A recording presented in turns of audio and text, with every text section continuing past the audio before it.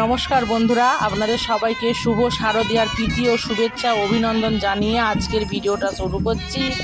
আমাদের এখানে আমাদের বাড়ির পাশে একজনের বাড়িতে পার্সোনালভাবে দুর্গা ঠাকুর আছে। সেই দুর্গা ঠাকুরেরই আজকে প্রতিষ্ঠা হয় প্রতি বছরই মহালয়ের পরের দিনে। সেই উপলক্ষে অনেক ব্রাহ্মণ নিয়ে এই পুজো অর্চনা হয়। তাই জন্য আগে পুজো শুরু হওয়া আর ঠিক আগের মুহূর্তে ঘট ডুবোতে হবে, সেই জন্য সমস্ত ব্রাহ্মণরা নদীতে যাচ্ছে ঘট ডুবোতে। ঘট ডুবিয়ে এসে এই পুজোটা শুরু হবে। প্রতি বছরই হয়। এখানে মাইকও বাজছে, আমাদের বাড়ির পাশেই তো। আর ওখানে মানে পশুও বলি হয়, তারপরে পুজোটা শুরু হয়। আর দেখতেও কি ভালো লাগছে। আমি ওখানে ছিলাম, জাস্ট মনে হলো যে বন্ধুদের সাথে একটু ভিডিওটা শেয়ার করি। অবশ্যই ভালো লাগবে। একটু পুজোর অনেক আগে থেকেই তো শুরু হয়ে যাচ্ছে। ওদের প্রতিদিনই পুজো হয়, এখন চলবে দশমী পর্যন্ত পুজো। আর ঠাকুরটা ওদের পার্সোনাল বাড়িরই।